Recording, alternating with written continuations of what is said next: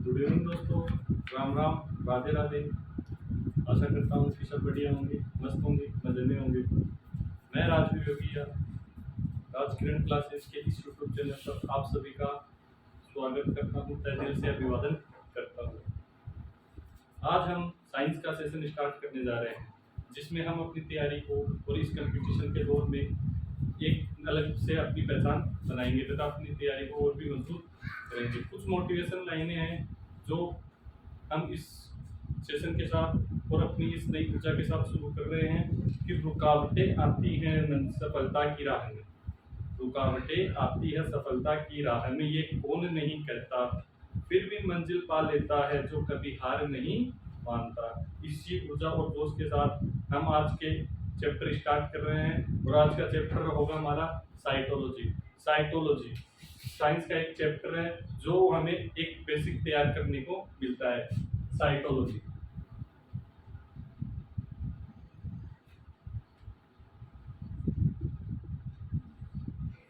Cytology एक Latin term है जिसका हिंदी अर्थ होता है कोशिका विज्ञान।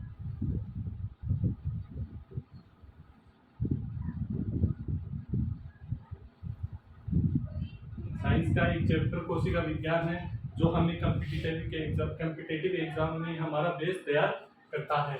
साइटोलॉजी साइटोलॉजी दो वर्डों से मिलकर बना होता है, साइटो प्लस लॉजी। साइटो का अर्थ होता है सेल और लॉजी का अर्थ होता है टू स्टडी। हम इस चैप्टर में दो ही कोशिका के बारे में तथा कोशिका के कार्य के बारे में अध्ययन करेंगे। सेल और सेल के कार्यों के बारे में अध्ययन करेंगे। सेल में क्या क्या पाए जाते हैं, सेल में क्या क्या उपस्थित है, क्या अनुपस्थित होता है, क्या कार्य करती है, क्या क्या क्या महत्व है। तो सेल, आपके जहन या आपके मस्तिष्क में एक सवाल या एक क्वेश्चन जरूर आया होगा कि सेल क्या होती है। Cell is the structural and functional unit of the any living organ, यानी कि सेल सजीव की संरचनात्मक एवं क्रियात्मक इकाई कहलाती है। ये परिभाषा हम 7th क्लास से स्टार्ट करते हैं, लेकिन जब तक हम कोई अच्छी जॉब या अच्छी जगह नहीं पहुंच जाते तब तक हमें ये चीजें हमें हमेशा दैनिक जीवन में याद रखनी पड़ती है।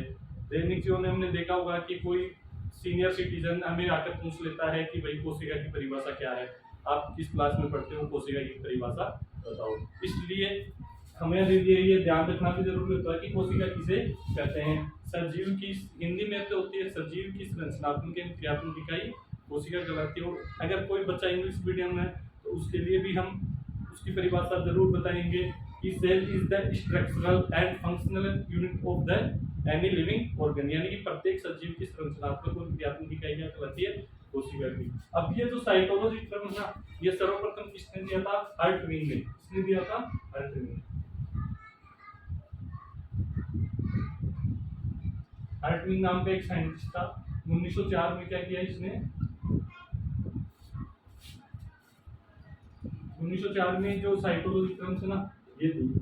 अब सेल के बारे में अध्ययन करेंगे तो सबसे पहले तो यही जानेंगे कि सेल की खोज किसने की, क्या किया और किसने क्या किया। तो सेल की खोज सर्वप्रथम रॉबर्ट हुक ने की।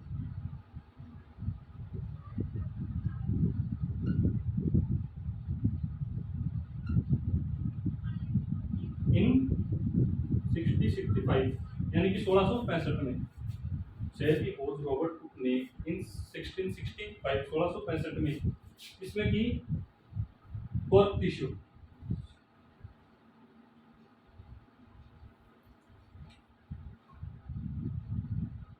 कोर्क टिश्यू में किसकी खोज कर दी, सेल की खोज कर दी। और यह बताया कि प्रत्येक सजीव किससे मिलकर बना होता है, कोशिकाओं से। पहले क्या था, किंवदंतियां चलती थी कि मानव शरीर का निर्माण भगवान के थूक से हुआ है, भगवान ने अपने हाथों से पैदा किया, भगवान ने अपने सर से मानव को पैदा किया। अलग अलग किंवदंतियां चलती थी। लेकिन जब कोशिका की खोज हुई उसके बाद लोग साइंस के नए नए आविष्कार आए, तब से लोग क्या मानने लगे कि कोशिका से मिलकर क्या होता है, कोशिका से मिलकर शरीर बना होता है। इसी के साथ रॉबर्ट हुक ने कोशिका की खोज कर दी, जिससे कोर्क टिश्यू में क्या हुआ, जब ये कोर्क टिश्यू जो पादप की छाल होती है ना, उसके नीचे पाया जाता है। और ये कैसी संरचना दिख रही थी, बेंजीन स्ट्रक्चर दिख रही थी। कैसी दिख रही थी, बेंजीन स्ट्रक्चर, मधुमक्खी के छत्ते के समान।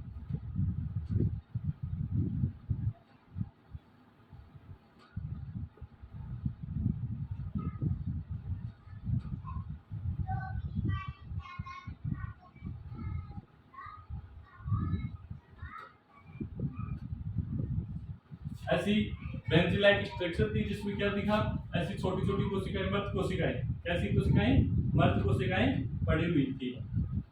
यानी कि रॉबर्ट हुक ने सर्वप्रथम किस सेल की खोज की थी 1665 में, मर्द कोशिका की।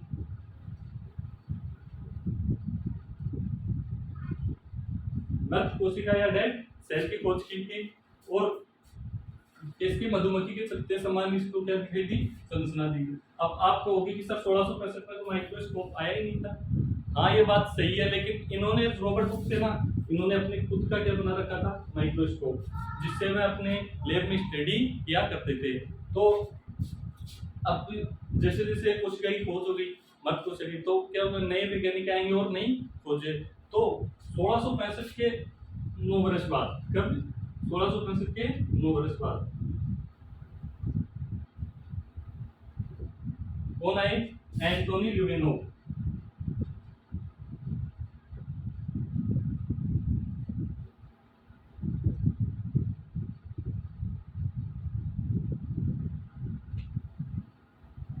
यानी कि 9 वर्ष बाद, 1665 में 9 वर्ष बाद एंटोनी ल्यूवेनोव का है, जिन्होंने बैक्टीरिया की खोज की। किसकी खोज की, बैक्टीरिया की खोज की। और यह एक क्या थी, जीवित कोशिका, जीवित कोशिका के रूप में किसकी खोज की, बैक्टीरिया की।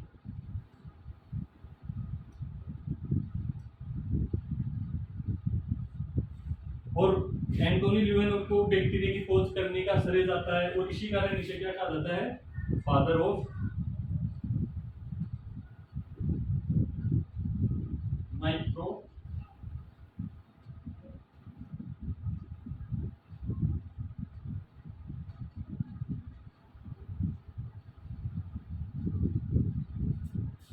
एंटोनी ल्यूवेनोव को क्या कहा जाता है, फादर ऑफ माइक्रोबायोलॉजी। क्यों कहा जाता है, क्योंकि इन्होंने सर्वप्रथम जीवित कोशिका के रूप में बैक्टीरिया की खोज की थी। और एंटोनी ल्यूवेनोव का साइंस में बहुत बड़ा योगदान है।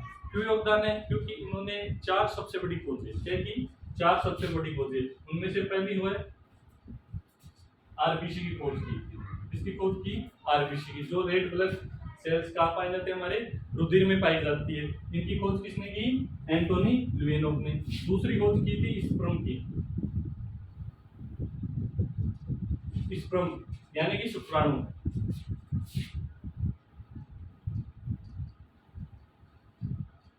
शुक्राणु की खोज की।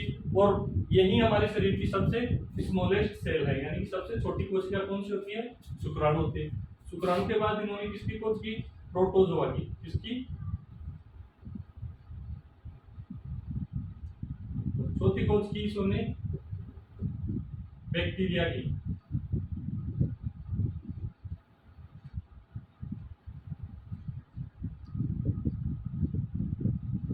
बैक्टीरिया की 4 बड़ी खोजों के कारण हमें साइंस का सबसे बड़ा योगदान किसका माना जाता है, एंटोनी ल्यूवेनोव का। अब जैसे जैसे नए नए वैज्ञानिक आएंगे तो नई नई बातें आएंगे। यही स्टडी हम किसमें करते हैं, कोशिका सिद्धांत में। तो अब हम आगे देखेंगे कोशिका सिद्धांत। कोशिका सिद्धांत में सबसे प्रथम पहले आता है डेट्रोविच 1824 में। वो क्या कहता है कि कोशिकाओं से मिलकर क्या बनते हैं, उत्तक बनते हैं। क्या बनते हैं, उत्तक। यानी कोशिकाओं से मिलकर क्या बनता है, उत्तक। यह स्टेटमेंट किसने दिया, डेट्रोविच ने। कब, 1824 में। ये किसके बारे में अध्ययन कर रहे हैं हम, कोशिका सिद्धांत के बारे में।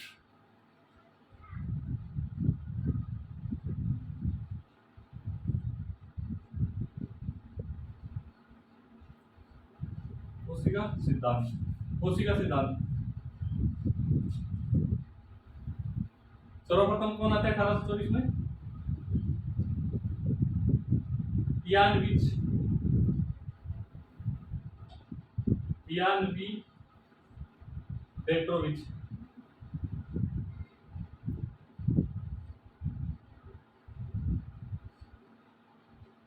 और डेट्रोविस भाई साहब कहते हैं कि एक से हजारों कोशिकाएं मिलकर या एक से अधिक कोशिकाएं मिलकर किसका निर्माण करती है, उत्तक का निर्माण करती है। या एक जैसी कोशिकाएं एक से अधिक मिलकर क्या बनती है, बनाती है उत्तक। ये क्या है, कोशिका। ये क्या है, एक उत्तक है जिसमें क्या है, एक से अधिक कोशिकाएं। ये बात किसने बोली, डेट्रोविस ने, कि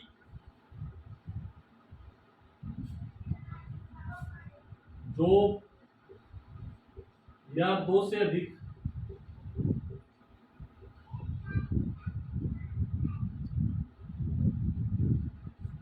कोशिकाएं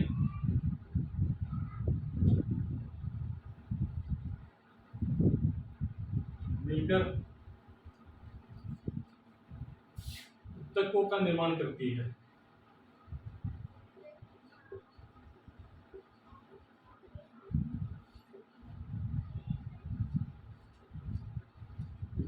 अब 1824 के बाद 1838 में कौन आएंगे, स्केलेटन और स्वान आएंगे। कौन आएंगे, स्केलेटन और स्वान। ये क्या है, यूएसए के वैज्ञानिक थे।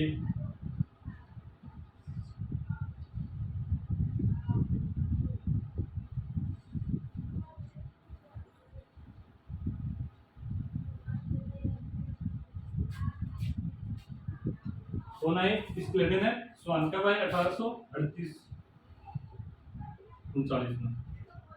और इन्होंने क्या, इनका सबसे बड़ा योगदान है क्योंकि इन्होंने कुछ ऐसे स्टेटमेंट दिए जो दुनिया को अट्रैक्टिव करने वाले थे, दुनिया को यह बताने वाले थे कि कोशिका नाम की कोई चीज होती है। तो इनके स्टेटमेंट हम अपने, पहला स्टेटमेंट इन्होंने क्या दिया कि प्रत्येक सजीव कोशिका तथा कोशिका के उत्पाद से मिलकर बना होता है। क्या दिया इन्होंने पहला, कि प्रत्येक सजीव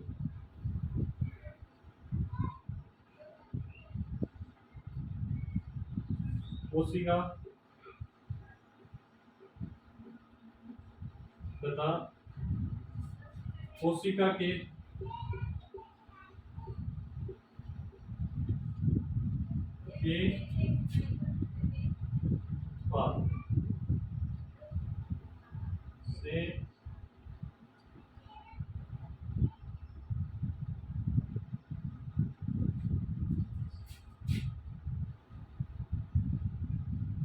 से मिलकर बना होता है। तो ये सबसे प्रसिद्ध स्टेटमेंट था इनका कि प्रत्येक सजीव कोशिका तथा कोशिका के उत्पाद से मिलकर बना होता है। सब इनकी इस प्रक्रिया में क्या बनते हैं, सबसे पहले कोशिका बनती है। क्या बनती है, कोशिका। कोशिका के बाद उत्तक, उत्तक के बाद अंग, अंगों के बाद क्या बनता है, अंग तंत्र बनता है। अंग तंत्र के बाद शरीर का निर्माण होगा। यानी कि कोशिका, उत्तक, अंग तथा अंग तंत्र के बाद शरीर का। ये क्या थी, एक कोशिका। कोशिका से कोशिका का उत्पाद क्या हुआ, उत्तक, अंग, अंग तंत्र और शरीर। हमेशा कभी भी जिंदगी में कोशिका नहीं मरती है, वह अपने मरने से पहले अपनी पुत्री कोशिका को दिया अपने दो भागों में विभाजन की प्रक्रिया के द्वारा दो भागों में विभाजित हो जाती है। ये क्या है, एक प्रक्रिया है जिसके द्वारा हमारे शरीर या किसी भी लिविंग ऑर्गन का निर्माण होता है। ये इनका पहला स्टेटमेंट था। दूसरी बात क्या कही इन्होंने, कुछ जीव क्या होते हैं, एक कोशिकीय होते हैं, कुछ जीव बहुकोशिकीय होते हैं। यानी कि ऐसी कोशिका जो अपने समस्त कार्य एक ही, ऐसे जीव जो अपने समस्त कार्य एक ही कोशिका के द्वारा करते हैं, जैसे उत्सर्जन, श्वसन, परिसंचरण तंत्र और रिप्रोडक्शन, ये सब विभाजन वगैरह ये एक ही कोशिका करेगी, उसे क्या कहेंगे, मोनोसेलुलर या एक कोशिकीय जीव। जिनमें एक से अधिक कोशिकाएं पाई जाती है, जिसमें उत्सर्जन अलग कोशिका करती है, श्वसन अलग कोशिका करती है, परिसंचरण अलग कोशिका करती है, वो होगी बहुकोशिकीय। कौन से हो गए, बहुकोशिकीय। दूसरा स्टेटमेंट इन्होंने क्या बताया,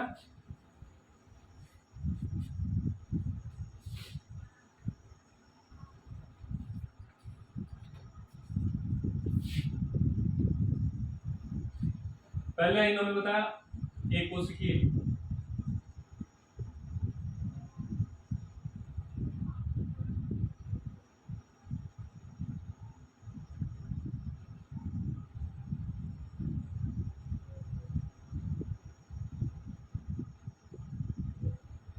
दूसरा बताया इन्होंने बहुकोशिकीय।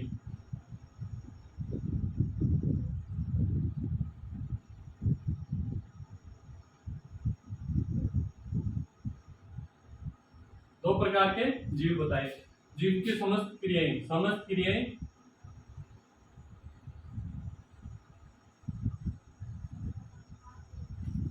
एक ही कोशिका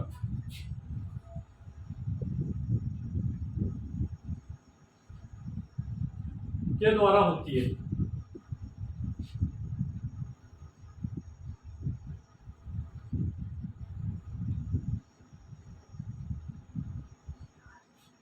कौन से कहलाते हैं? एक कोशिकीय जीव। एक कोशिकीय जीवों में जैसे यूग्लिना, अमीबा और जीवाणु, ये सब कैसे हैं? एक कोशिकीय जीव, यानी कि समस्त क्रियाएं एक ही कोशिका के द्वारा होती है। यूग्लिना, अमीबा और जीवाणु, ये कौन से होते हैं? एक कोशिकीय। दूसरा इन्होंने क्या बताया? बहुकोशिकीय। बहुकोशिकीय यानी कि समस्त क्रियाएं अलग अलग कोशिकाओं के द्वारा नियंत्रित की जाती है।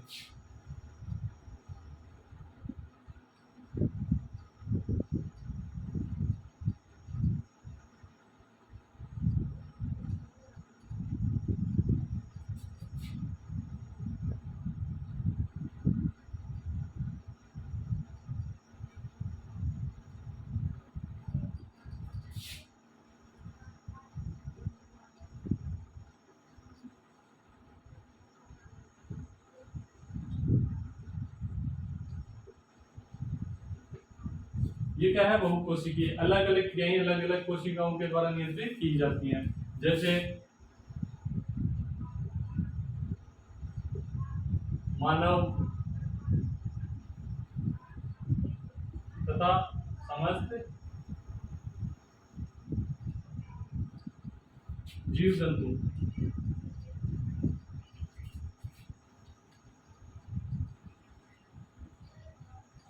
ये क्या थे? इन्होंने दूसरा स्टेटमेंट क्या बताया? पहला तो क्या बताया? प्रत्येक सजीव कोशिका तथा कोशिकाओं के उत्पाद से मिलकर बना होता है। पहले क्या बनती है? कोशिका, फिर तक अंग, अंगतंत्र और शरीर का निर्माण होता है। फिर दूसरा स्टेटमेंट इन्होंने क्या बताया कि कुछ जीव होते हैं जो क्या होते हैं? एक कोशिकीय तथा कुछ जीव क्या होते हैं? बहुकोशिकीय। और यही स्टेटमेंट ही इनका सबसे प्रसिद्ध होता है। क्या है? इनका स्टेटमेंट सबसे प्रसिद्ध होता है। अब कुछ की पॉइंट्स हैं जो हमें आपको बताने हैं। पहला की पॉइंट्स क्या? इससे पहले हम एक वैज्ञानिक और आते हैं 1855 में।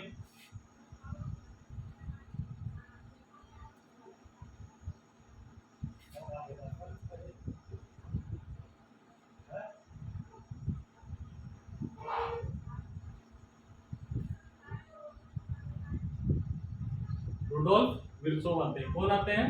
रुडोल्फ विल्सोव 1855 में। इन्होंने एक स्टेटमेंट दिया जो इनका सबसे बहुत या विश्व में सबसे बहुत प्रसिद्ध स्टेटमेंट है। ओमनी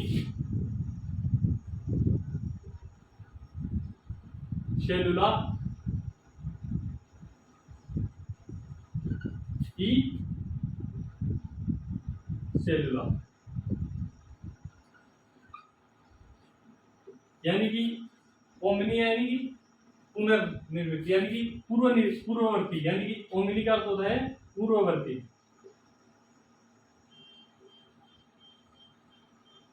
सेलुला यानी सेल। यानी ये क्या है? प्रीपोजिशन है, टू है। ई क्या है? Preposition, cell. यानी कि पूर्ववर्ती कोशिका से नई कोशिका का निर्माण होता है। क्या होता है? ओमनी सेलुला ई सेलुला का अर्थ होता है कि नई कोशिका का निर्माण अपने से पूर्ववर्ती कोशिका से होता है। ये स्टेटमेंट किसका था? रुडोल्फ विल्सोव का। कर दिया गया 1855 में। यानी कि कभी कोशिका मरती नहीं है, मरने से पहले नई कोशिका यानी कि पेरेंट सेल, किससे? पेरेंट सेल से, मातृ कोशिका या पितृ कोशिका से किसका निर्माण होता है? पुत्री कोशिका से, पुत्री कोशिका का निर्माण होता है।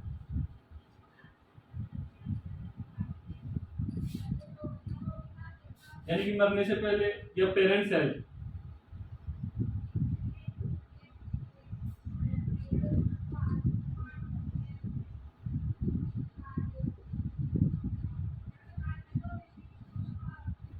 सेल क्या बनेगी? Daughter cell.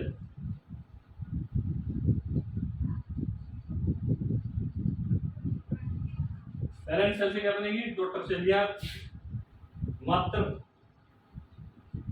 या पितृ कोशिका से।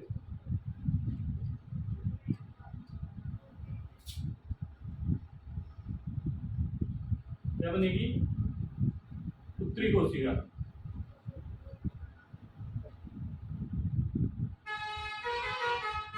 ये किसने कहा?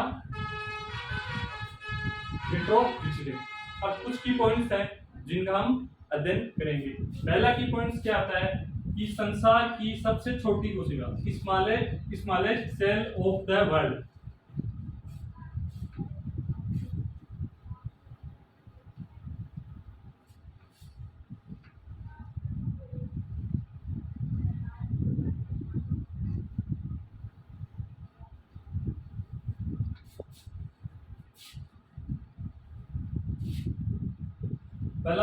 पहला की पॉइंट क्या है? स्मॉलेस्ट, यानी कि संसार की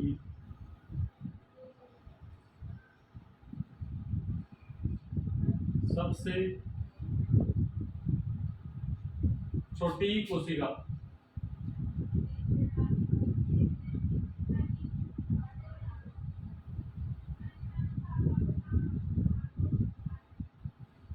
कौन सी है?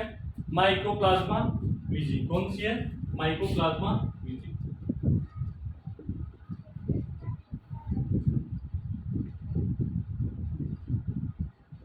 कौन सी है? माइकोप्लाज्मा वीजी।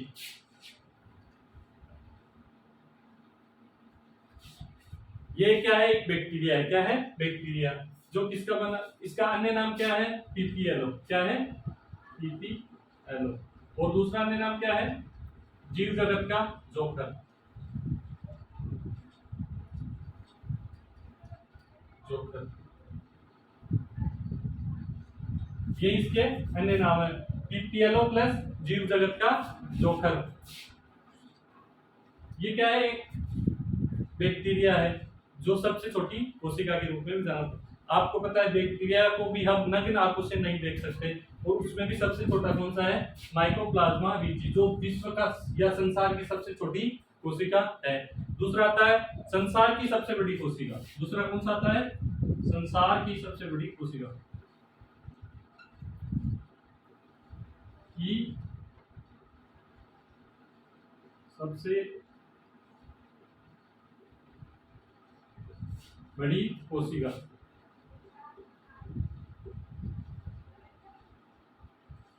कौन सी है?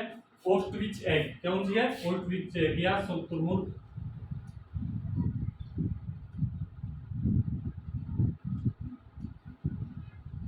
का अंडा। संसार की सबसे बड़ी कोशिका शुतुरमुर्ग का अंडा या ओस्ट्रिच एग। तीसरा की पॉइंट है, अब मानव के बारे में बात करेंगे, क्योंकि हमारे लिए क्या होता है? इंपॉर्टेंट हो जाता है हमारा शरीर।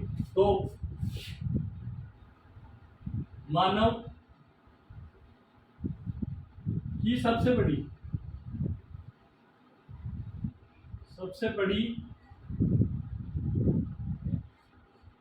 कोशिका क्या होती है? Female gamete. क्या होती है? Female gamete.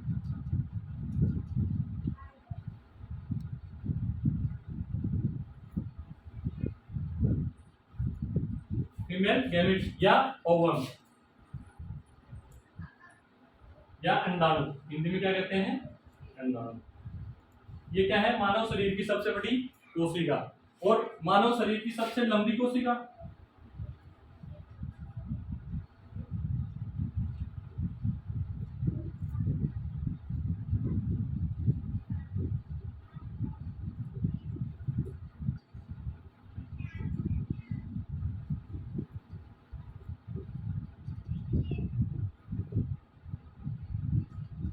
मानव शरीर की सबसे लंबी कोशिका न्यूरॉन। क्या है? न्यूरॉन या नर्व सेल्स होती हैं, जो क्या करती है? हमारी सूचनाओं को एक स्थान से दूसरे स्थान पर क्या करती है? स्थानांतरित करती है। जैसे कोई मस्तिष्क से सूचना वो कहाँ तक पैरों तक पहुंचाना हो, या फिर पैरों की सूचनाएं कहाँ तक मस्तिष्क तक लाना हो, तो वो काम कौन करती है? न्यूरॉन्स। इसके पार्ट्स होते हैं डेंड्रोन, सिनेप्सिस आदि, माइलिन आच्छिद, ये किसके पार्ट होते हैं? न्यूरॉन्स को। जब हम इसके बारे में तंत्रिका तंत्र के बारे में अध्ययन करते हैं तब यह कोशिका न्यूरॉन्स आती है। ये बहुत इंपॉर्टेंट कोशिका होती है। किसी प्रकार की एनवायरमेंटल इंफॉर्मेशन है वो हमें कहाँ तक पहुंचाती है? हमारे मस्तिष्क तक। कौन पहुंचाती है? न्यूरॉन्स। फिर अगला पॉइंट की पॉइंट है मानव शरीर की सबसे छोटी कोशिका।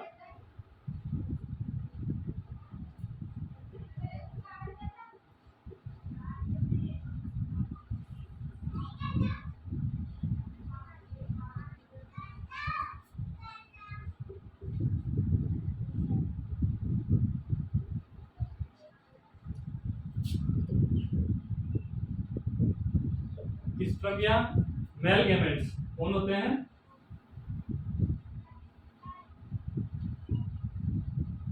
या शुक्राणु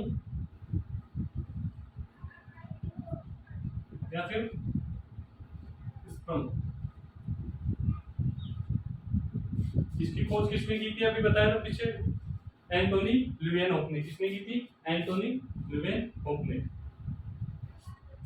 ये 5 क्या है? इंपॉर्टेंट फैक्ट है। आगे और भी बहुत सारे इंपॉर्टेंट फैक्ट होते हैं, लेकिन हमें जो हमारी दृष्टि से इंपॉर्टेंट है वो हमें स्टडी करनी। इसके बाद क्या आते हैं? कोशिकाओं के प्रकार। कोशिका कितने प्रकार की होती है? 2 प्रकार की। पहली होती है प्रोकैरियोटिक कोशिका, दूसरी होती है यूकैरियोटिक कोशिका। इसका अध्ययन हम आगे वाली क्लास में करेंगे। आशा करता हूं कि यह सेशन आपको पसंद आया होगा और उम्मीद करता हूं कि आप अधिक से अधिक लाइक और शेयर करेंगे। धन्यवाद दोस्तों।